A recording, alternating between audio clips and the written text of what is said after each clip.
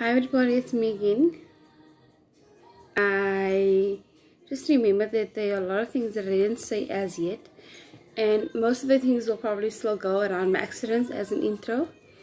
As stated, car accident 4 years ago. Can't remember exactly everything what happened, and I was in a coma. Whether I was in a coma immediately or in a coma afterwards, I can't remember. If the car started rolling when I was in a coma, or yeah, as I said, can't remember. Woke up 2 weeks later. I still suffer from short-term memory loss, and that is what my daughter normally uses, my 7-year-old. She would say, "Mom, you said you're gonna buy me that. Can't you remember? You were in a car accident, so I think you can't remember. But you said you were gonna buy me toys when we go shopping again." So she uses that to her advantage. Anyway, so everything I knew about this accident was either what people told me or what I remembered afterwards. I know I had an argument. I was angry, and I remember hitting the wheel as we drove. And I remember my friend still telling me,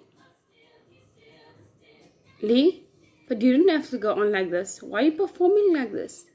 Anyway, I was so angry and I was livid. And believe me, but nee, ek is nog stubborn, ek wil hoor, ek is harrigat. So yeah, and that's how the thing happened.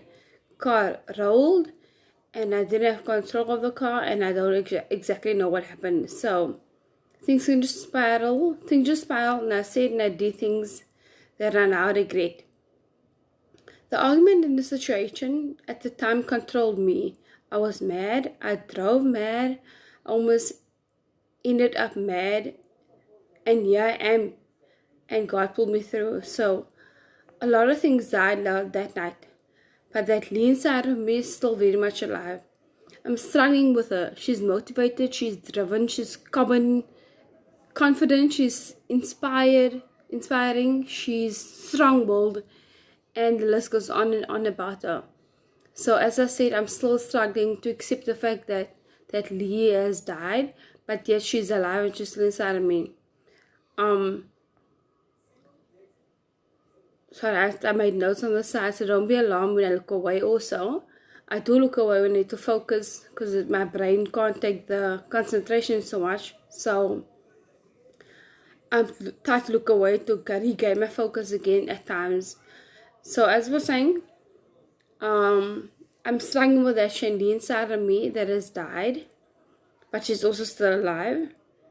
And I'm thankful for being stubborn though, because it pulled me through. It's helped me with rehab, it helped me with a lot of things, and I'm not gonna regret being stubborn. I appreciate being stubborn because it does help and it does work for you sometimes. As I said earlier also,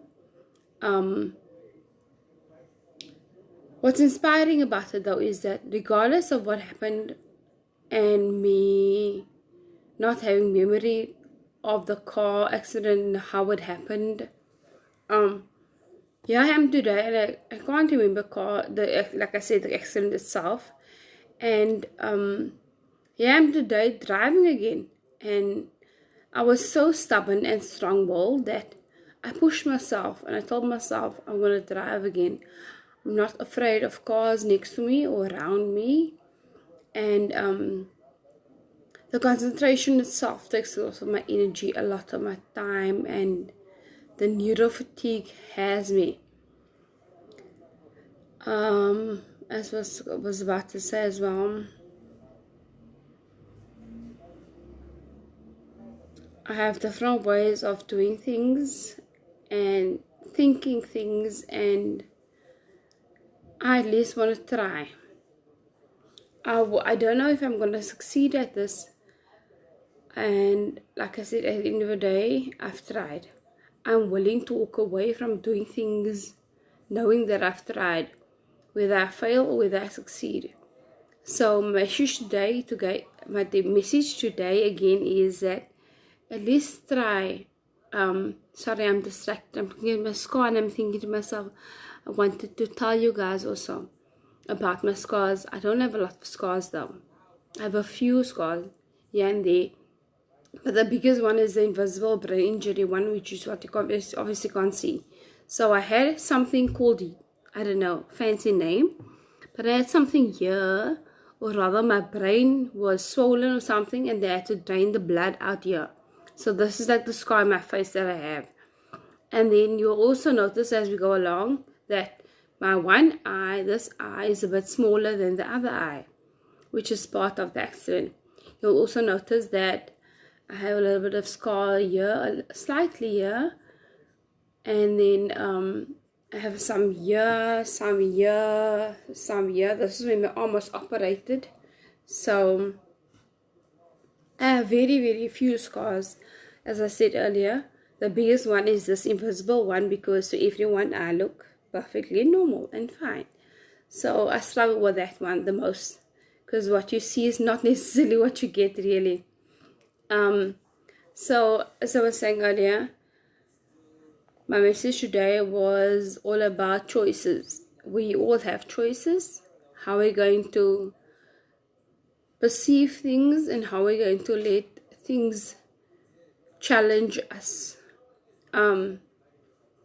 This is your life. This is your choices that you make. Only you can answer to that. I think yesterday's message was about choices and about whether you can, whether you will, and whether you must. So I will try as much as I can to leave some inspiration and messages at the end of my videos, and then we can take things from there. If you have any questions, you are free to ask. I will try my best to answer.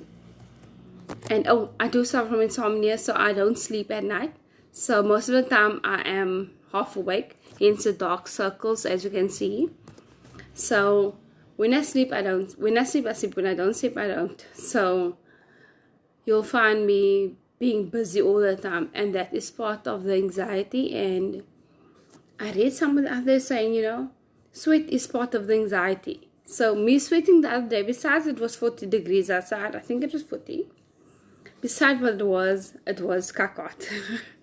And anxiety, sweating is part of anxiety. And I distinctively remember I had a panic attack not too long ago, and I was sweating my A off. I actually collapsed in my kitchen. Luckily for me, being addicted to my phone, that's why sometimes being addicted does help you. So I was on the phone with my mother, and I just fell down in the kitchen. And then I called her and I said, they must come out of me, I'm laying down here, passed out. And then 1, 2, 3, they were here. My brother came to break down my door. So my brother's also another story that I just need to share with you. And yes, full of tattoos. This one is for my late brother that I lost last year, or the year before, sorry, it was a year ago last year. So as I said, a lot. I can write this as a book. I need someone to write me a book, man. Don't you have connections? Come on, our colored people, we know. Connect the girl there, man. Anyway, I'm talking nonsense now. I will chat to you guys soon again. Thanks for joining. Bye.